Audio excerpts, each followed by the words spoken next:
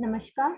Myself Dr. Deepti Bisht, Professor, Department of Kaya Chikitsa, Faculty of Ayurveda Sciences, Jyoti Vidyapeeth, Women's University, Jaipur. In today's session for class BMS 4th year, I'm going to take lecture on chest pain. In this lecture, we are going to discuss about its various causes, location, then sign and symptoms, and afterward their management. So let's start the topic. Before going to towards causes, as you know, chest pain is frequent presenting complaint, usually seen in day-to-day practice. To the patient, its significance is usually more ominous than that of other symptoms. He is or she is apprehensive that it indicates a heart attack. So the major concern of the clinician is therefore to establish or exclude chest pain of cardiac origin with its propensity to produce certain unexpected death. So the physician may see the patient in one of the two settings. First is there is severe chest pain suddenly appearing for the first time, which is prolonged, which does not have any obvious irritating or initiating factor. Patient appears very ill and probably a medical emergency is on hand. Such type of emergencies are seen in acute myocardial infarction, pulmonary embolism, or dissecting aneurysm.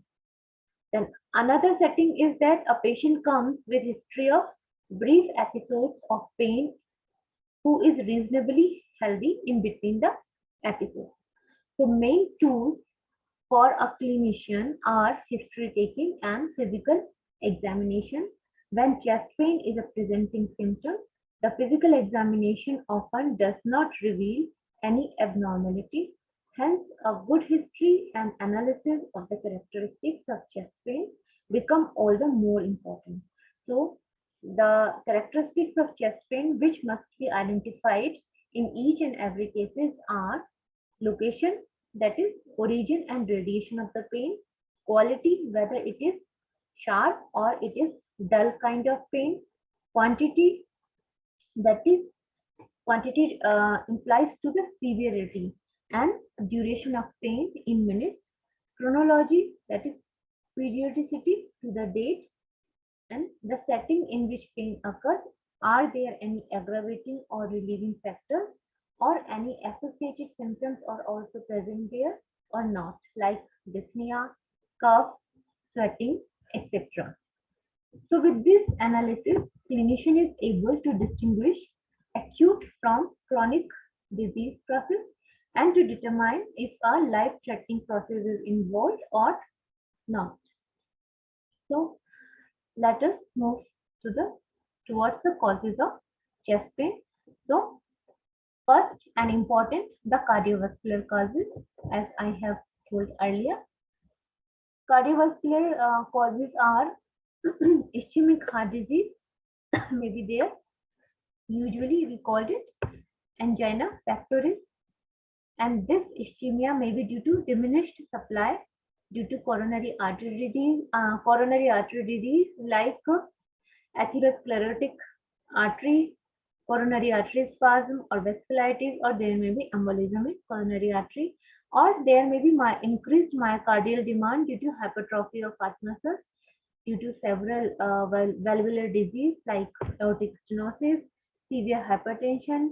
There may be destructive cardiomyopathy or dilated cardiomyopathy. So these factors usually increase the myocardial demand, and whenever myocardial demand is increased, heart begins to pump more blood, and in this occurs there may be condition of ischemia and then origin of anginal pain. So it is one of the important cause, that is ischemic heart disease. Besides this, there may be other conditions of cardiovascular diseases like acute pericarditis, pulmonary embolism and infarct. There may be aortic aneurysm, aortic stenosis we have discussed, and rheumatic heart disease, also an important cause of pain. Then moving towards next cause of chest pain, Origin may be in respiratory system. For example, like pneumonia and pleurisy. There may be pneumothorax in condition of severe bronchoconstriction, as in acute severe asthma attack. In case of dry pleurisy, if there is carcinoma lung or bronchi, then there may be precipitation of chest pain if there is media stenitis. Now there are some gastrointestinal causes as well. These are esophageal reflux or esophageal spasm, perforation of thoracic esophagus may be there. If there is any kind of pancreatitis or there is gallbladder disease or peptic ulcer, these all uh, types of causes can precipitate or can precipitate on a chest pain, which is usually a referred pain. Another is blood. If there is anemia, then this may also precipitate chest pain in case of chronic anemia due to increased myocardial oxygen demand.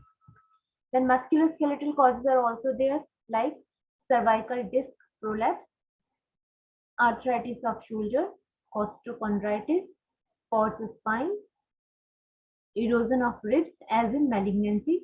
So all these musculoskeletal problems, which are usually associated with the musculoskeletal systems, lying behind the chest. So there may be referral pain due to which the feeling is like severe chest pain. Another causes may be classified under integgumental causes. Chest pain may be due to some breast disease, or if there is some chest wall tumor, or in condition of herpes zoster. Now, what should be approach towards a patient? As I have discussed earlier, we should take proper history in which the onset of pain should be asked, any precipitating event should be seen, progression of the pain, relation with exertion, rest, food, respiration, and spinal movement. All these associations must be watched. If there are any associated symptoms like sweating, vomiting, cough, dyspnea, or hemoptysis, there are certain risk factors in case of cardiovascular causes. Basically, these are hypertension, smoking, stress, sedentary lifestyle, and another family history. If there is family history of some kind of cardiovascular disease or some kind of another autoimmune disease, then this should also be asked. Now, clinical examination. The most important clinical examinations which are done are pulse check, blood pressure monitoring, tachypnea or pallor, that is increased heart rate, and sign of failure are usually seen in case of anemia and left ventricular failure. Cyanosis is also seen. Features of congestive cardiac failure is usually seen in full neck vein, in condition of hepatomegaly, in condition of basal fluctuation, or triple rhythm.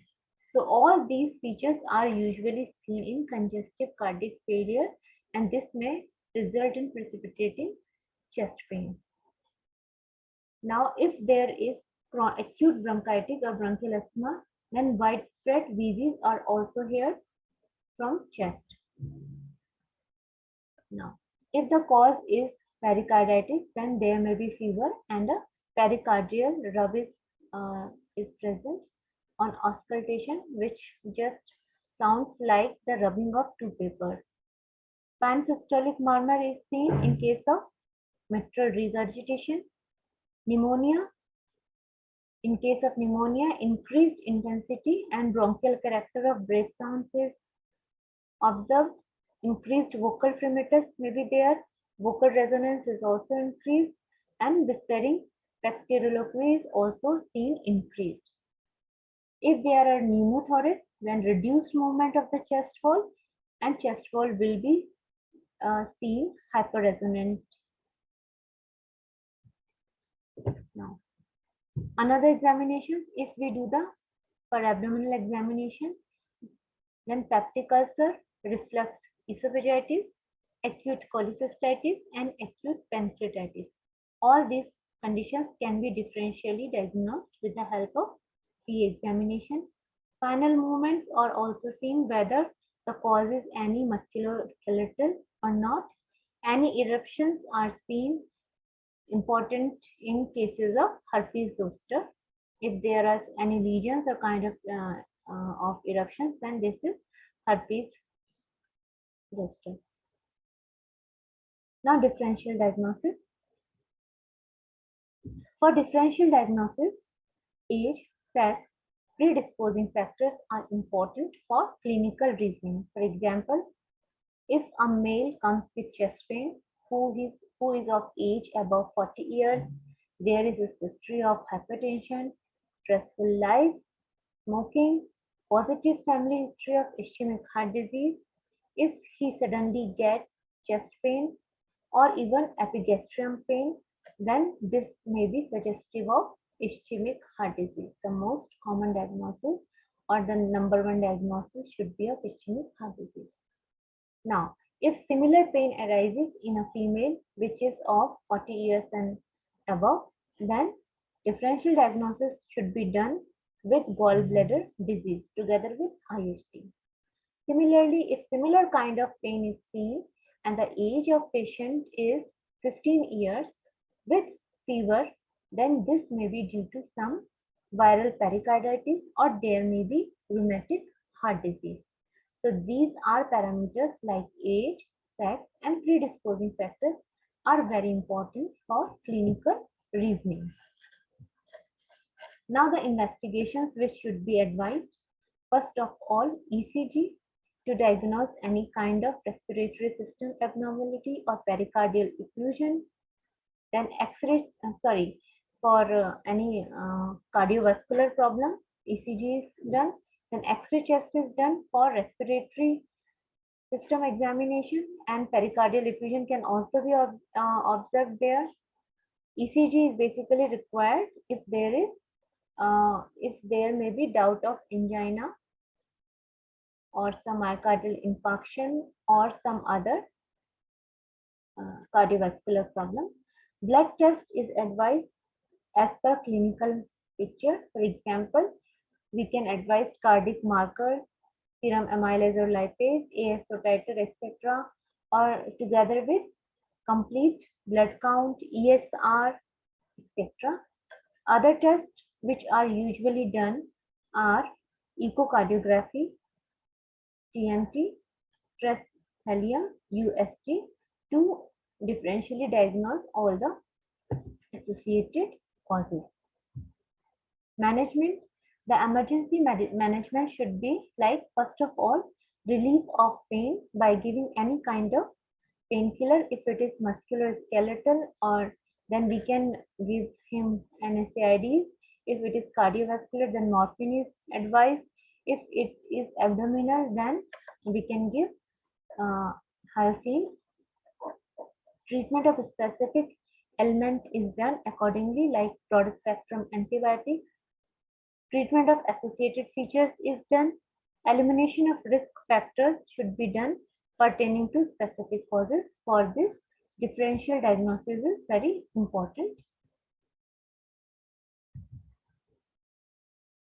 So this was all about the chest pain and its management.